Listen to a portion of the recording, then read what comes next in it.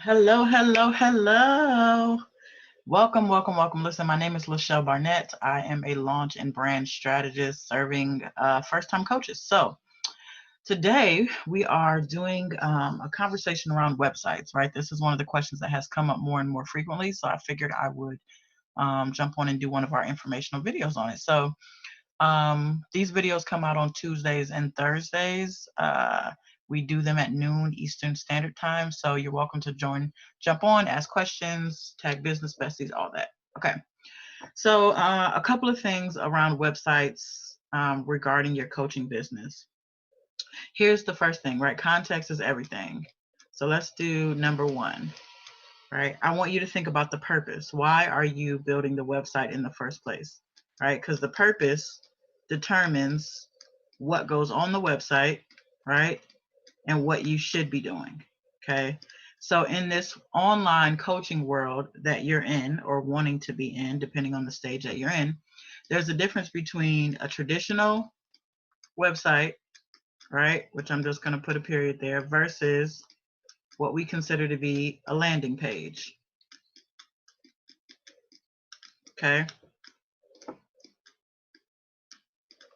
All right, so a traditional website, people typically use like WordPress websites or Wix websites, things like that. And it usually talks about all of the things that you do in your business and your brand overall, right?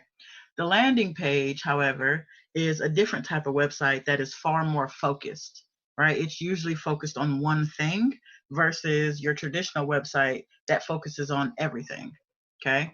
That's the first thing that I want you to start thinking about is what's the purpose of your website? Are you trying to promote your entire brand? Um, or are you just trying to promote one of your products or services? Okay. It's a key distinction there. The second thing that I want you to think about is the stage that you're in, right? So if you're just getting started, for example, you don't need a traditional website, right? I know somebody else is going to tell you that you do, but the truth is, you don't need a website to make money. You don't need a website um, to have credibility in the marketplace, right? When you're new, like, so let's just say just getting started versus someone who's, let's say 2 years in. Okay. That's a plus sign, just so we're clear. Right. So if you're in the 0 to 6 month stage, I would not be focused on websites. Right. It's not something that's actually going to create revenue for you. It's just something that's going to make you feel better about your life. Right. And that's not all bad. But the thing that you have to be mindful of the first year of your coaching business and really the entire phase of you being an entrepreneur is your focus, right? Are you buying things? Are you doing things that you don't need at the moment, right? So you have to decide, are you new, right, where you're just getting started, or are you a year or two or three in where you're like, no, it's time? That's the second thing I want you to think about. The third thing is what actually goes on the page, okay? So what goes on the page is going to vary based on what kind of page you're building, right? So I'm going to focus on landing pages because that's what you need to be focused on in your coaching business, right? The truth is, you don't really need a website, right? I hit 5-figure months without ever using my traditional website, right? So the website is really for people to browse and look at your stuff, but it's not the thing that generates the revenue. So you have to keep that in mind. So I'm only going to focus on landing pages for this conversation that we're having today, okay? If you want to learn more about what to put on a traditional website with all of your stuff, that'll be in a completely different video, okay? So let's just talk about the three basic pages that you're most likely to have. So the first is an opt-in page, right, where you're giving away some kind of freebie, right? So we're going to call that the opt-in page. The second is maybe a page about your program, right? Whatever it is that you're enrolling people into. And then the last one, let's just say, is a sales page, right? So let me be clear. A program page and a sales page are not the same, okay? The program just gives you an overview, right, of, what the program is about and gives you kind of an overview, some details. The sales page is designed to get people to actually click and buy in that moment. Okay, so understand that what goes on each one of these pages is different, but I want to give you the 3 things that are going to be non-negotiable no matter which of the 3 pages that you're going to be doing. Okay, so the first one is your headline. Okay, every single page that you create, from your traditional website to your landing pages, needs a strong headline.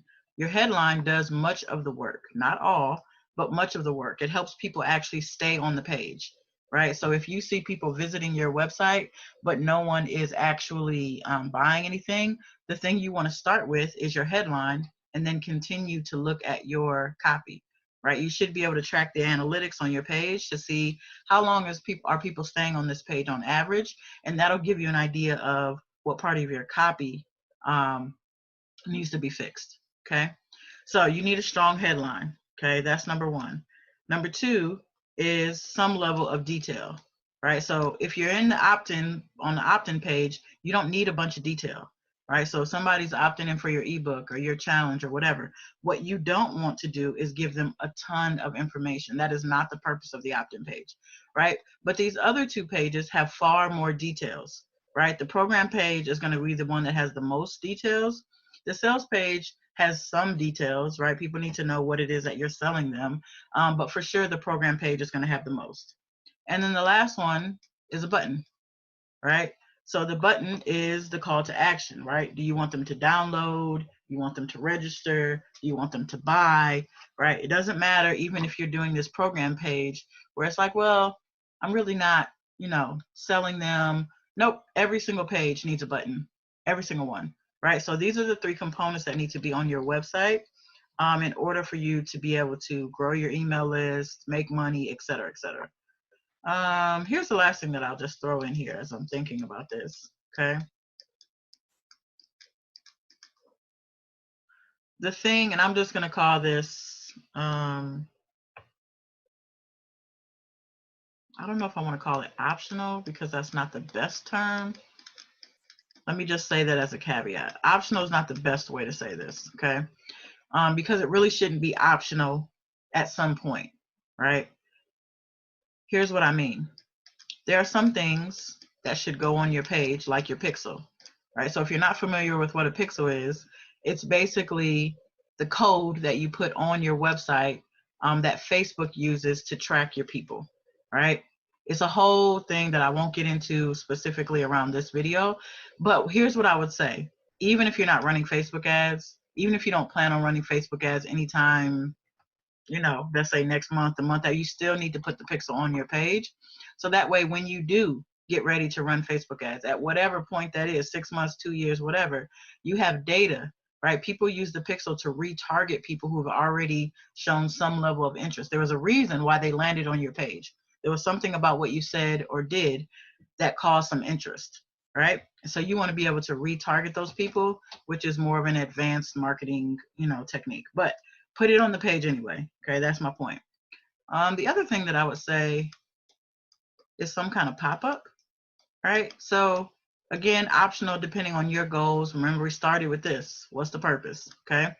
But I would say almost every page could benefit from some kind of pop-up. It's one of those things where before people get ready to leave their page, you pop up and you offer them, let's say you were on Fashion Nova, for example, and it pops up, 5 seconds after you've been on the page with a coupon code, or join the email list, or that's a pop-up, right? So when you go to somebody's website and something pops up immediately, or it may pop up right before you go to click off, or if you've been on the site for so long, those are all called pop-ups, and you can use them in all kinds of ways, right? So it could be you offering something free, could be offering a coupon code, could be asking them to opt in.